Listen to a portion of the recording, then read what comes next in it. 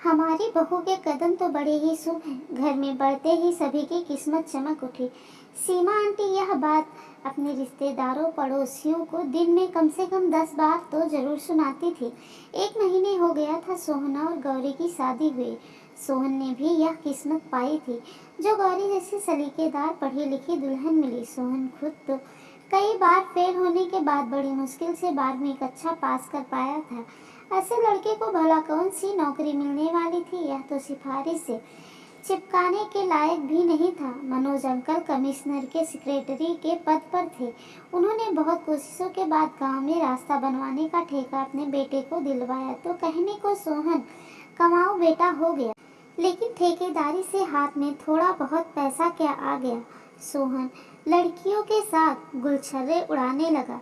Manoj uncle व सीमा aunty को उसकी चिंता होने लगी। उन्होंने सोचा वैसा ही किया जाए जैसा हमारे समाज में ज़्यादातर माँ बाप करते हैं।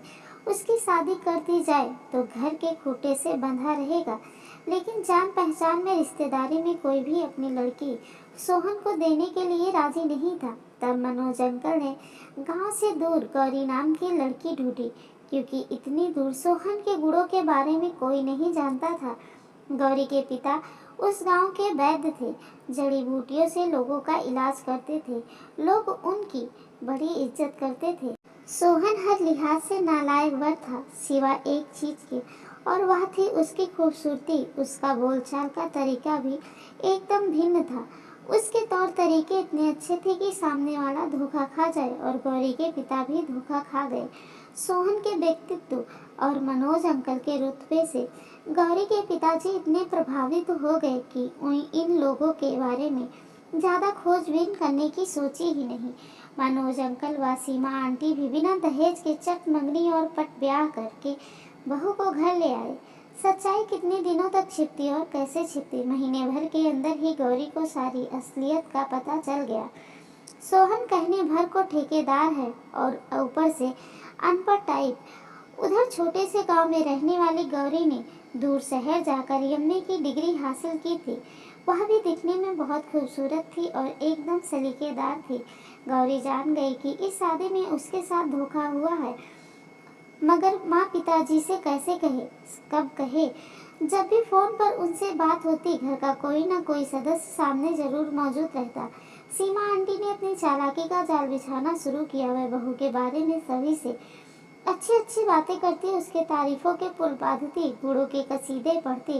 मनोज अंकल के वेतन में बढ़ोतरी हुई तो सीमा आंटी ने इसका श्रेय बहू को दिया कि हमारी बहू इतनी किस्मत वाली है कि उसके आते ही हमारी आमदनी बढ़ गई। साथ साथ लक्ष्मी है हमारी बहू। मनोज अंकल की सिफारिश पर सोहन को एक बड़ा ठेका मिल गया। यह भी बहू के शुभ कदमों का कमाल था। एक शुभ काम वाकई में हुआ, वह यह कि मनोज अंकल की छोटी बेटी पूजा की शादी तय हो गई। पूजा दिखने में बहुत ही साधारण और मर्दाना व्यक्तित्व की मालकिन थी। पढ़ी लिखी थी मगर कोई सलीका नहीं। पूजा की शादी तय होना वाकई में अजूबा था। वह इतना अच्छा मिला कि पूछिए मत। इंजीनियर पिता का इकलौता लड़का दिल्ली में नौकरी कर रहा था। माँ पिताजी मुंबई में रहते थे। शादी के बाद पूजा को सास ससुर का कोई झंझट नहीं। उनकी सारी फैमिली एकदम खुले विचारों वाली थी। सुमन आंटी 7वें आसमान पर थी। देखो, मेरी बहू के कदम पड़ते ही हमारी किस्मत तो सच में चमक गई। कितना अच्छा दामाद मिल गया। इतने भले लोग तो ढूंढने पर भी नहीं मिलेंगे। क्या किस्मत पाई है हमारी पूजा बेटी ने। सीमा आंटी अपने समधियों के गुण गाते नहीं थकती थी। सोहन और गौरी के शादी के 4 महीने बाद ही बड़ी धूमधाम से पूजा की शादी हो गई। पूजा अपने पति के साथ दिल्ली चली गई। बहू और बेटी का तीज का पहला त्योहार आया। सीमा आंटी ने जोर शोर से तैयारी शुरू कर दी। हम तो पूजा को नहीं बुला लेंगे, उसका पहला त्योहार है ना। 8-10 दिन हमारे साथ रहेगी। उसके सास ससुर को भी न्योता भेजेंगे। 2-3 दिन के लिए वो लोग भी आ जाएंगे। संधियों को खुश रखना जरूरी है ना। एक दिन सीमा आंटी अपने पड़ोसी से कह रही थी, तो क्या गौरी भी अपने मायके जाएगी, उसका भी तो पहला त्योहार है। पड़ोसी ने खोजबीन शुरू की। घर की बहू है, समधी लोग आएंगे तो घर की बहू का घर में होना जरूरी है। फिर वैसे भी उस छोटे से गांव में जाकर क्या त्योहार मनाना। सीमा आंटी ने सफाई दी। उसका भी तो मन होगा मायके जाने का। पड़ोसी सीमा आंटी को कहाँ छोड़ने वाली थी, इतने लोग आने वाले हैं, घर का काम कौन करेगा। सच बात आंटी की जबान पर आ ही गई। त्योहार सिर्फ बेटी के लिए था, बहू ने तो नौकरानी का दर्जा पाया था। गौरी ने अपना मन मार कर सबका स्वागत किया, ढेर सारे पकवान बनाए। ननद के सास ससुर नंदोई खुश होकर चले गए। गौरी समझ गई साल के सारे त्योहार जो उसके भी पहले त्योहार होंगे, खुशी मनाने के बजाय काम करने में ही बीतेंगे। पूजा 8 दिन और रही।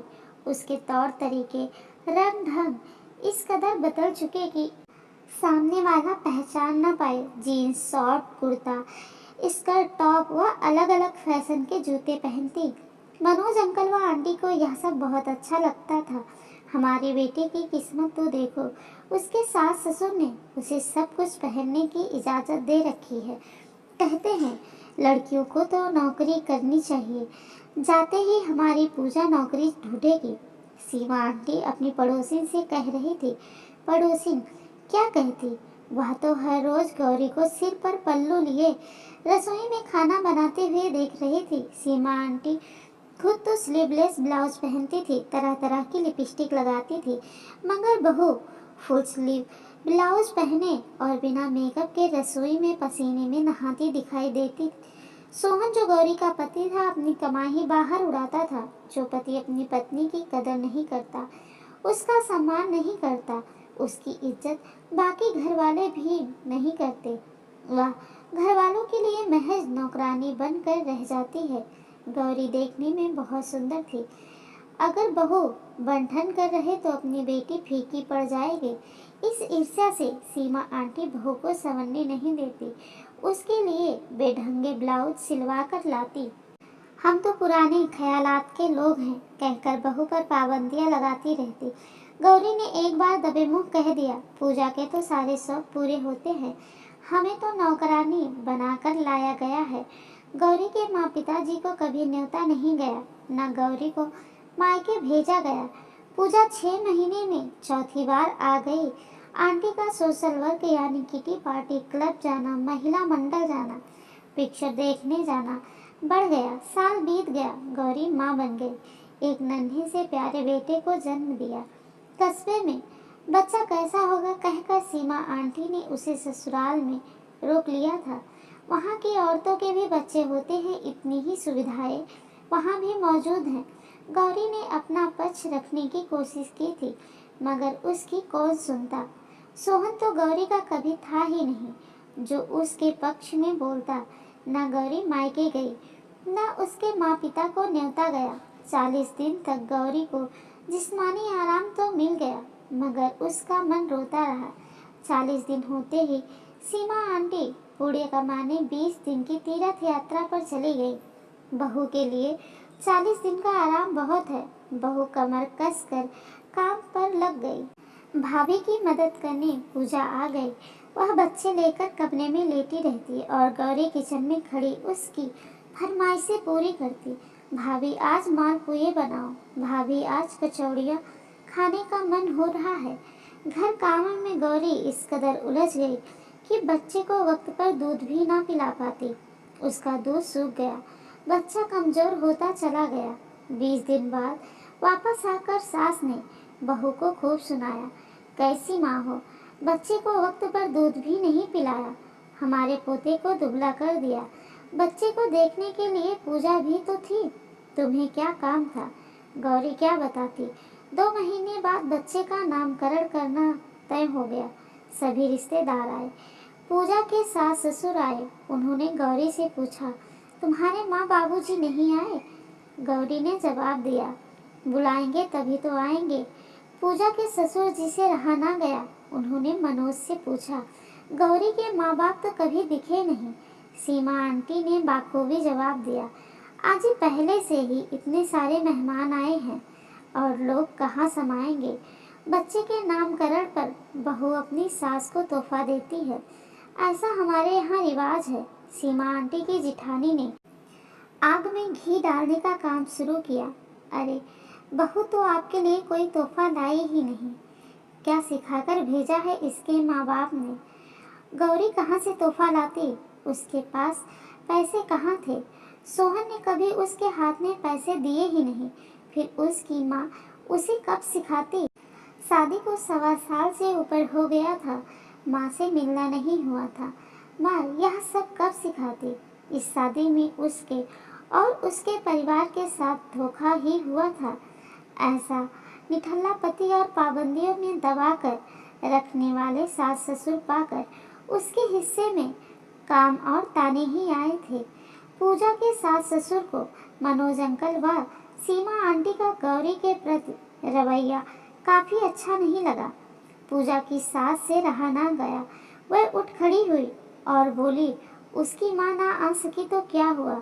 मैं हूँ ना, यह मेरी बेटी है। सास का ससुर मैं दूंगी। और उन्होंने अपनी सोने की अंगूठी उतार कर थाली में रख दी। सबके मुंह बंद हो गए। सीमा आंटी चुप रह गईं। समारोह खत्म होने के बाद सीमा आंटी अपनी जेठानी से कह रही थी, देखिए मेरी बेटी के सास ससुर कितने भले लोग हैं। ऐसे सास ससुर किसी किसी को ही मिलते हैं। उन्हें तो दूसरे की बेटी को भी अपनी बेटी मान लिया। यह क्या किस्मत पाई है मेरी बेटी पूजा ने। बगल में खड़ी पड़ोसी मन ही मन सोच रही थी कि आंटी एक बार, सिर्फ एक बार गलती से ही सही, अपनी बहू की किस्मत पर गौर कीजिए।